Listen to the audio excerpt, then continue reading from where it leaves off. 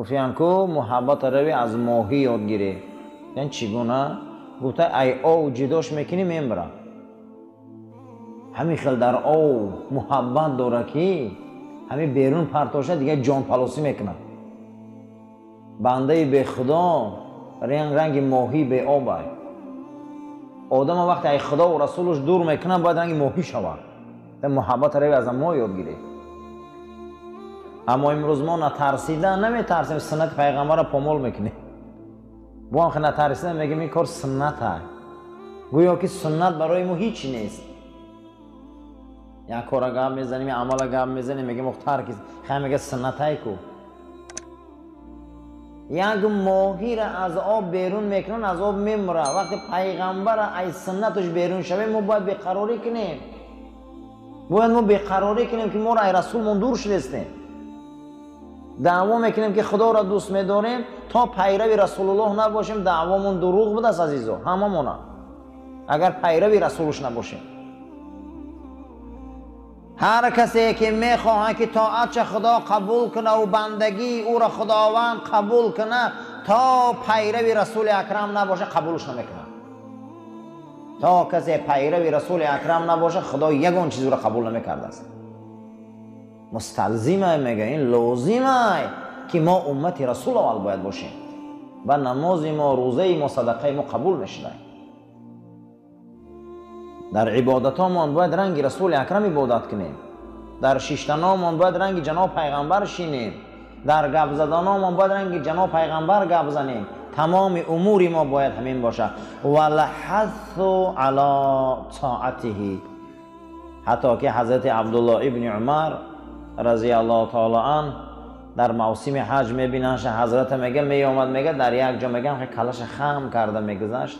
بعد از اون میگفتن که عبدالله برای چی در اینجا میبیایی هیچ چیز کلت خم کرده میگذری؟ میگو در زمانایی که ما مدینه آمده بودیم در همینجا خرما بود. پیغمبر خدا میومد نوده های خرما کشال بود و تگ همین نوده ها حضرت سرشان خم کرده میگذشتن و میگفتن که آخی حاضر خرما نیست که ما را بریده پرت گفتن تازه آخی چی سرت خم میکنی؟ گو پیامبر همینجا دیدگی هم خیلی کردگه همینجا میبیام نمیخواهم که خلاف رسول باشم. اما پیامبر همون وقت کردگی بود میگه همون تمام مونده که سرش خم کرده میگذشت با وجودی که خرما وجود نداشت. صحابه این گونه بود که سنت رعایت میکرد. طاعت عبادت همه کار مونده باید تشنه سنت رسول اکرم باشیم. از حضرت حسن بصری روایت بوده است که مردمان گفتند گپ زن ای حسن در عهد پیامبر. چگونه مردم بودن؟ گفت مردم آمدن در عهد رسول اکرم گفتن یا محمد صلی الله علیه و سلم انا لنحب ربنا ما خدا را دوست می‌داریم. به حد خدا را ما دوست می‌داریم.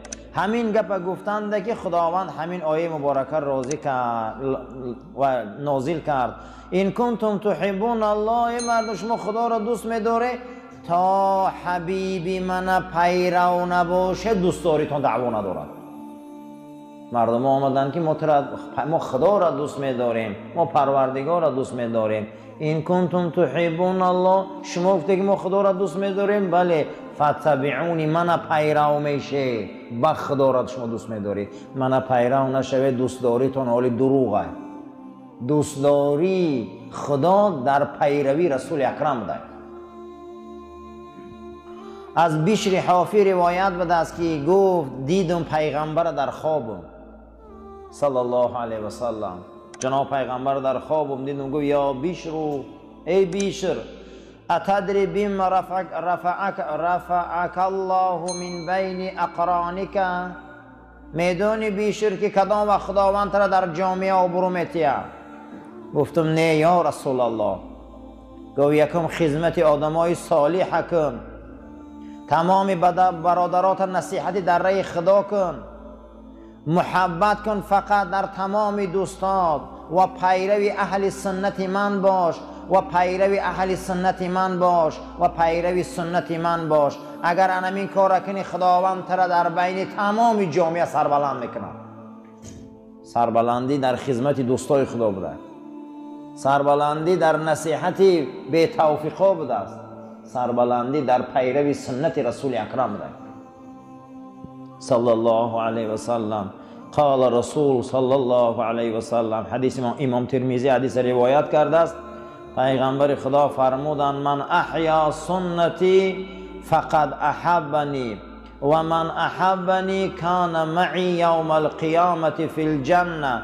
پیغمبر فرمودند کسی زنده میکند سنت من او مرا دوست میداره، کسی من دوست میداره او همراه من روز قیامت در بهشت است.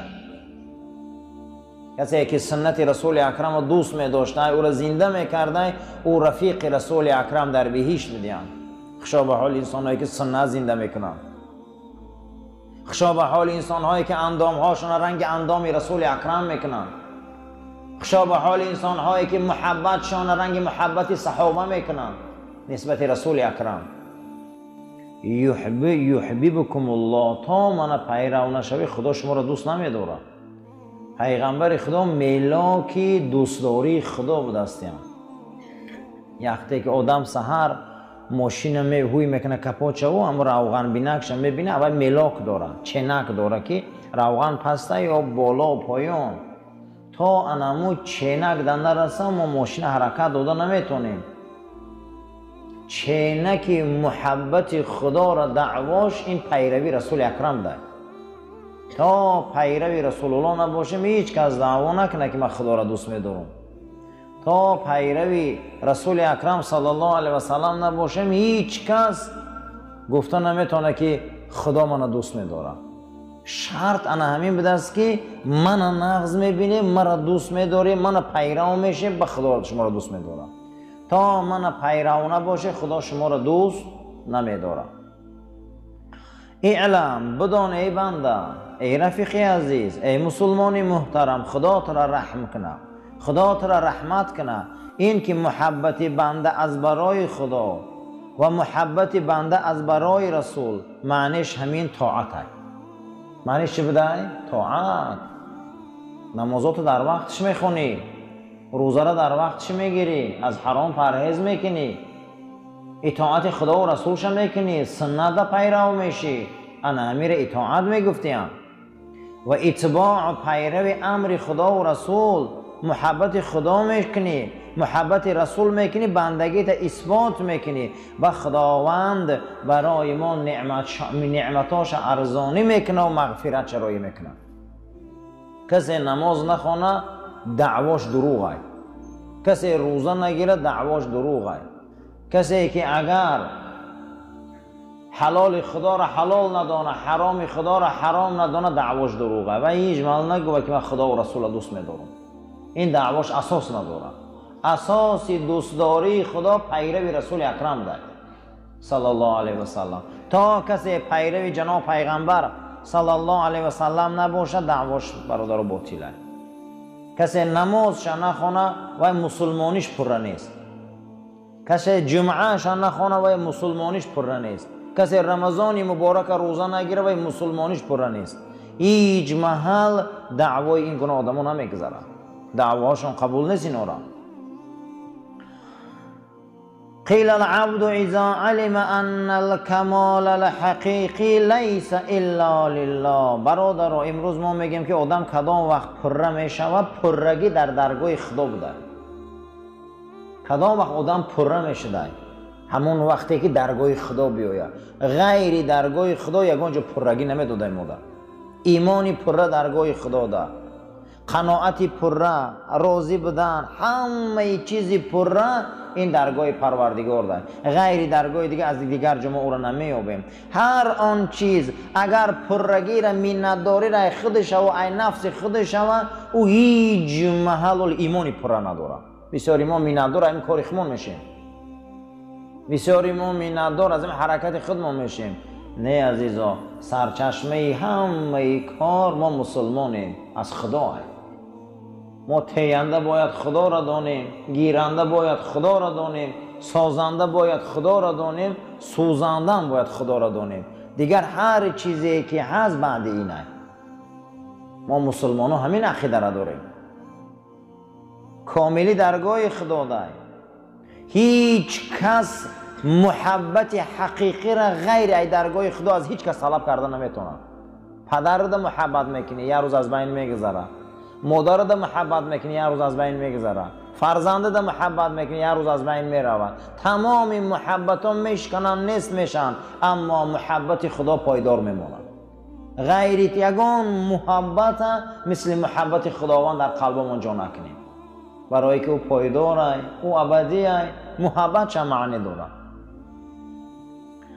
از همین جهت بنده وقتی میخوایی که طاعت کنی، وقتی میخوایی که رغبت به سوی طاعت کنی، میخوایی به سوی خدا نزدیک شوی، چقدر محبت روشن کن.